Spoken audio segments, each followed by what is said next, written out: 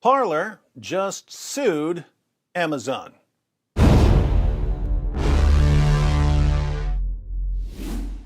If you don't understand how insanely, massively significant the current power grab by tech giants is, it's probably because they've spent years conditioning you to focus on other things.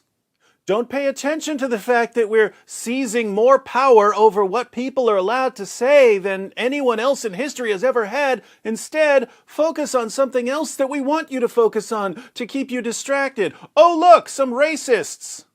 There are some racists over there. Those racists will destroy the world if you don't spend every waking moment obsessing over them. So just ignore what we're doing and focus on the real problem, the racists. Of course, if you want total control over what people can say, you have to crush the competition. This is a graph of Parler's internet traffic ranking over the past 90 days. Notice three things. One, there's consistent growth. If you're Twitter, you don't like that. Second, there's a surge in new users here. Parler is not a conservative platform, but this is when a ton of conservatives announced that they were moving to Parler because they were fed up with Twitter's policies. Third, an even bigger surge of conservatives was just beginning when Google, Apple, and Amazon all agreed to pull the plug. Parler's platform was hosted by Amazon Web Services. Amazon shut the site down last night at 11:59 p.m. Pacific Standard Time. If you go to Parler.com now, you'll see this. Now, it's pretty obvious what just happened. That was an assassination in broad daylight. What can Parler do about it? I'm not sure, but a good place to start is with a lawsuit. Let's read a little of Parler LLC versus Amazon Web Services, Inc. 1. This is a civil action for injunctive relief, including a temporary restraining order and preliminary injunctive relief and damages. Last month, defendant Amazon Web Services, Inc. and the popular social media platform Twitter signed a multi-year deal so that Amazon Web Services could support the daily delivery of millions of tweets. Amazon Web Services currently provides that same service to Parler, a conservative microblogging alternative and competitor to Twitter. Interesting. So Amazon, which had a deal with Parler, had an even bigger deal with the much larger platform Twitter, which obviously doesn't want any competition. And Amazon shut down Parler. Nothing suspicious going on here. 2.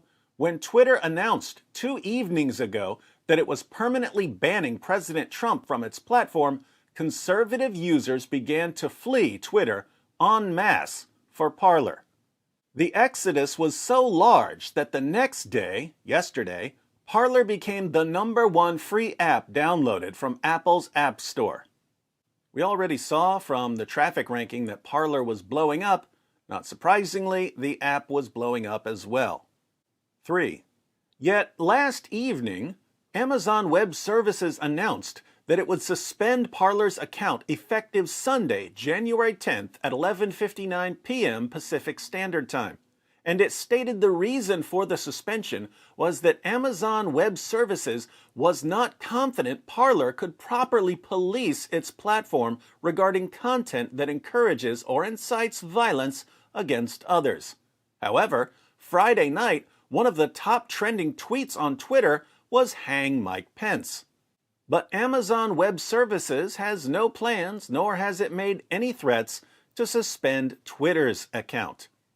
I'll have more to say about selective rule enforcement in a future video. I'll just point out here the insane degree of hypocrisy. How many times over the past decade have I posted screenshots of death threats from keyboard jihadis? Those keyboard jihadis were posting those threats on YouTube. No one would ever say that YouTube should be taken down because people post threats in the comments section. But that was somehow the justification for taking down Parler. Oh, there are users on Parler who are posting violent threats. The only solution is to take down the site.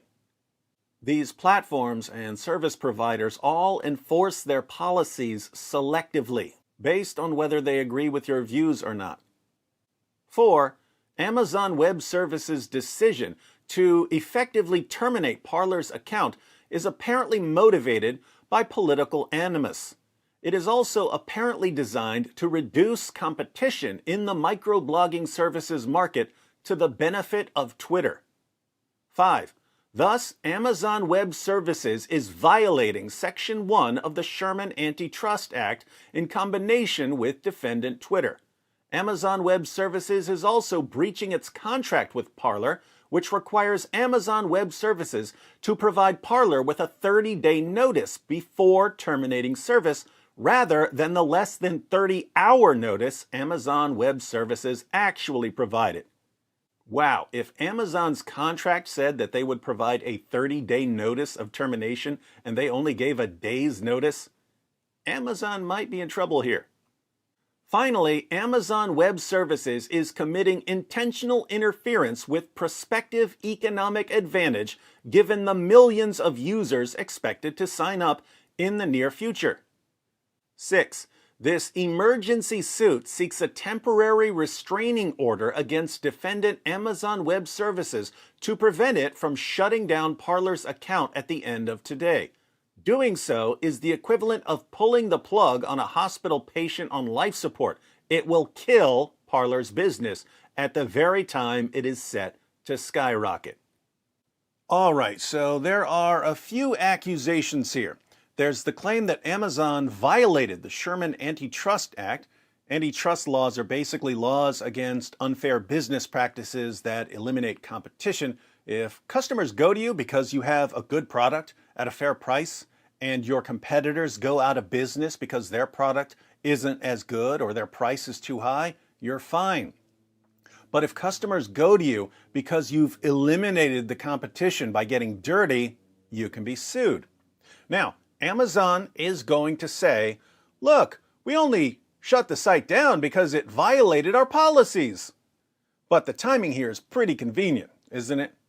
Amazon also works with Twitter, and it just shut down Parler just as Parler was about to get millions of new users and become a serious threat to Twitter.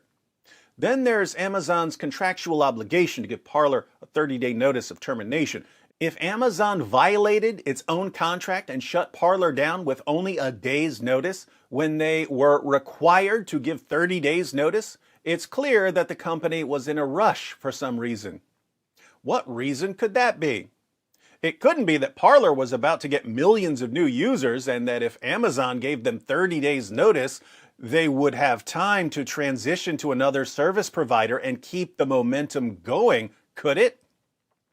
Finally, there's the claim that Amazon's interference just cost Parler millions of new users because if people are leaving Twitter and looking for another platform and Parler is down because Amazon took it down, those people are going to go to Gab or somewhere else.